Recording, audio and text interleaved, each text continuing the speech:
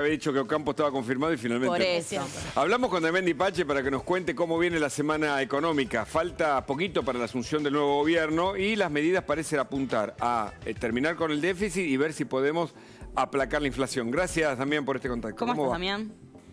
¿Cómo les va? Muy bien. Qué resumen magistral de Nico El Luces. señor Nico Muy bien, Luces, Nico. ahí está, ¿eh? Sí, y ¿sabés qué? Yo lo quería dividir en tres, ustedes ayúdenme, pero quería A ver. dividirlo en tres. Primero, la parte, digamos, del triunfo de Libertad Avanza. Después el paquete de reformas que se mostraba en el video. Y por último, la constitución del Ejecutivo. En cuanto a la primera parte y el triunfo de Libertad Avanza, el día martes sí se vivió una situación única en Argentina en los últimos 32 años. El Merval subió 22% y eso no lo hacía desde marzo de 1991. ¿Saben qué pasó en marzo de 1991? ¿Qué? Se sancionó la ley de la convertibilidad. Mirá vos. Claro. ¿Qué recuerdo? Desde aquel momento hasta ahora, el Merval en un día no había crecido tanto como ese día martes, que fue la apertura del mercado después del triunfo de Libertad Avanza.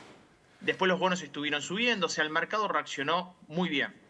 La parte de reformas estructurales, bueno, me parece que hay algunas que se podrán hacer más temprano que tarde. Me parece que quizás le están preguntando cuestiones que no van a ser inmediatas. Claro. Digo, la reforma de la estructura del Estado, las privatizaciones, seguramente va a llevar un tiempo, no se va a hacer inmediato. Pero sí tenemos un dato de política económica que tiene que ver con el Ejecutivo. ¿Cuántos cambios esta semana respecto de eso, no? De lo que escuchábamos del domingo para atrás y de los que escuchamos del martes en adelante, ¿no? Y un dato fundamental dentro de todo lo distorsivo que deja el gobierno anterior justamente son los precios relativos, ¿no? Y creo que vos tenés un gráfico para poder meternos ahí, que es uno de los... Las distorsiones en los acumuladas. precios, ¿no? Las distorsiones.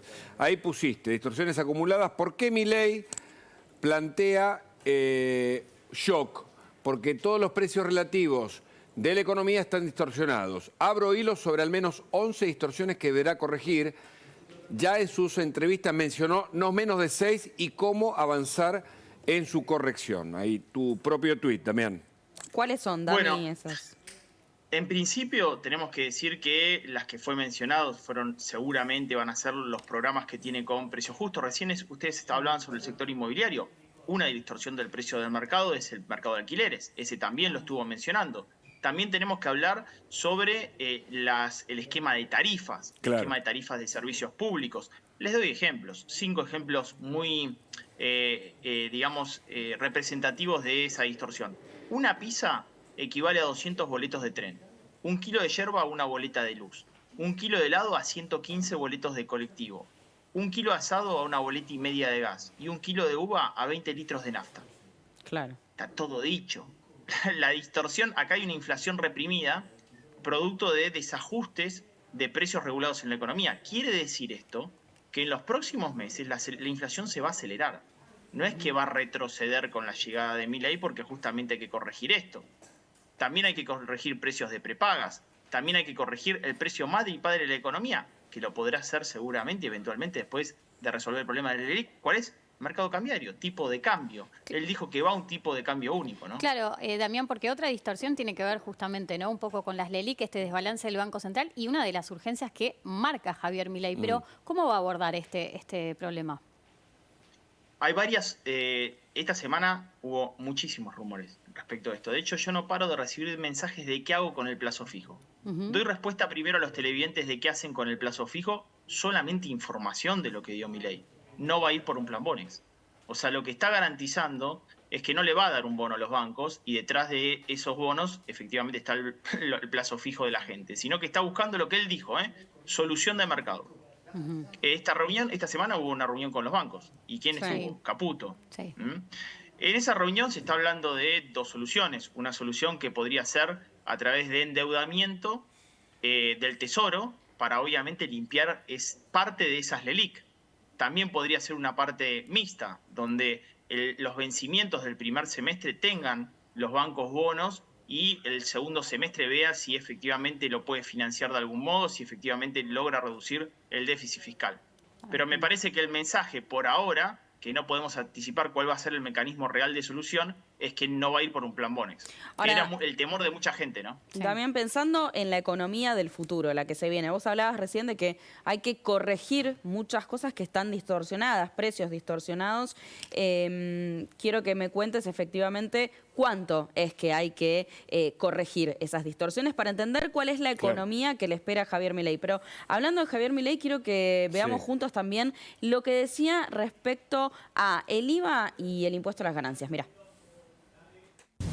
Javier, le quería preguntar, durante la campaña electoral el ministro Massa, adversario suyo, dispuso la rebaja del impuesto a las ganancias, la eliminó prácticamente el impuesto a las ganancias cuarta categoría y la reducción del IVA.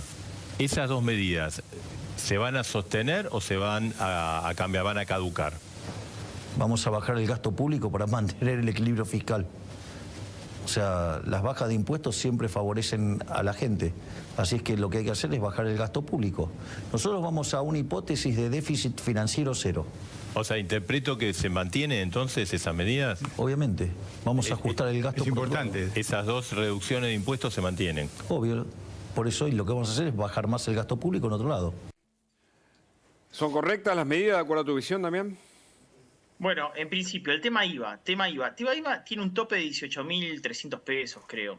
Eso, chicos, se va a licuar. O sea, la inflación lo va a licuar, eso va a terminar valiendo nada. O sea, no veo problema para sostener ese programa en tanto en cuanto no tenga mecanismo de ajuste, que no lo tiene. Tema ganancias sí tiene una forma de indexarse, que siempre son 15 canastas básicas alimentarias. ¿Qué pasa con la canasta básica alimentaria? Lo que va a aumentar, por lo cual vas a tener un techo mayor de impuesto a las ganancias. La realidad que ahí tengo también una vicisitud, que yo la planteaba en mi cuenta de Twitter hoy. El 26 de octubre de este año, 19 gobernadores y vicegobernadores de la provincia avalaban este plan, que implica un costo fiscal de 180.000 millones de pesos. Bueno, ojo, que habiendo avalado ese plan de reducción del IVA, reducción de ganancias, las provincias también van a tener menos recursos, porque IVA y ganancias son los impuestos de más recaudación y justamente son los que se coparticipan. Sí, claro. Escuchemos lo que decía Milei sobre los créditos UVA, que es otro de los temas, ¿no?, que deberá encarar el próximo gobierno. A ver. Hubiera entonces tomado otro tipo de crédito con una tasa de interés más alta. No se los va a ayudar, entonces. A ver, pero usted lo que me... O sea, la pregunta es, si yo decido tener una vida temeraria y entonces como consecuencia de ello se manifiesta el resultado adverso y tengo una lesión. Sí. ¿A usted le parece, digamos, correcto que yo le pase la cuenta a ustedes? Usted tomó una decisión en términos de renta-riesgo y ahora como el resultado es adverso usted quiere que lo pague otro. O sea, eso está incorrecto. Si usted toma una decisión incorrecta, usted es el que se tiene que hacer cargo de la decisión. Damián. Bueno, el crédito UVA tenía un mecanismo que era por ajuste de inflación. La actual administración tomó otra decisión, que sea por un mecanismo que ajuste por salario y ajuste por inflación. Sí. El salario está perdiendo frente a la inflación, por lo cual el efecto hoy está siendo menor. Si se acelera la inflación, hay que ver qué queda el salario y qué queda ese crédito UVA respecto de la cuota. Lo que sí les anticipo es que si esa persona que tiene un crédito UVA hoy está pagando una cuota nominalmente alta en pesos, no sé si pagaría menos el valor del alquiler, porque el problema del alquiler no se resolvió. Claro. Y la diferencia con aquel que alquila, que se está capitalizando. Probablemente, yo no la pude escuchar la nota del sector inmobiliario que estuvieron hablando, pero probablemente, si efectivamente tenemos una economía que crece y recupera a lo largo del tiempo el ingreso al mercado inmobiliario también crezca, por lo cual el valor de su propiedad también crezca en el tiempo y se habrá capitalizado, ¿no? ¿Y el cepo? El cepo. Recordemos que no es tan sencillo, digamos, solucionar ese tema. Hoy tenemos en la actual gestión 57 tipos de cambio acumulados y 37 cepos acumulados en la economía en la actual administración de gobierno.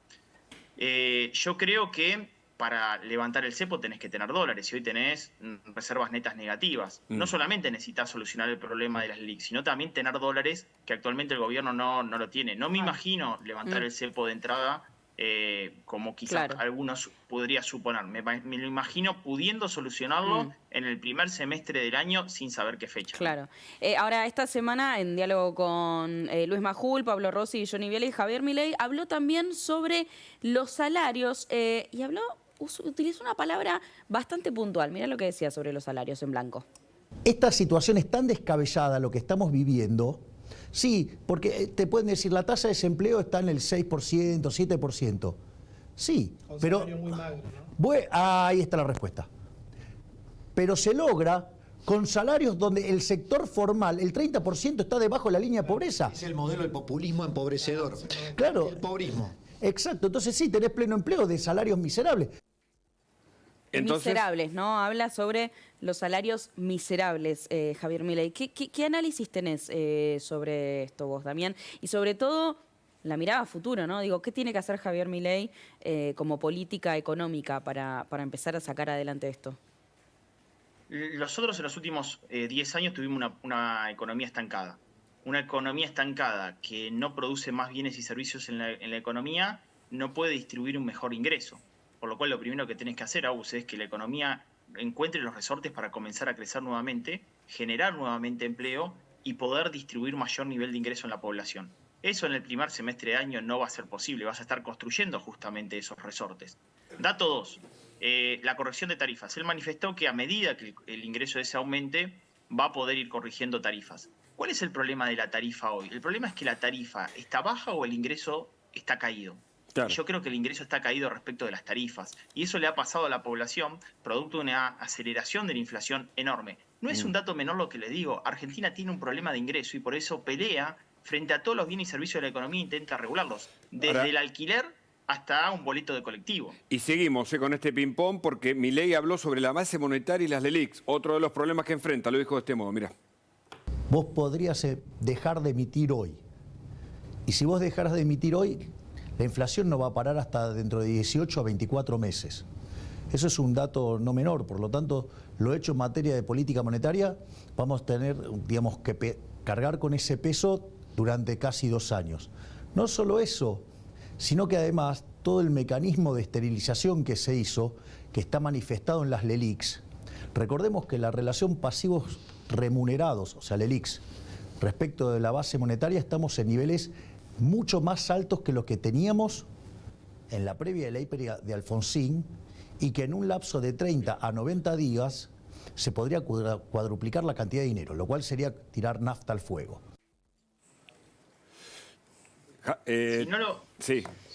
Si no lo entienden el número que le voy a dar, me lo consultan, porque por ahí tampoco los televidentes.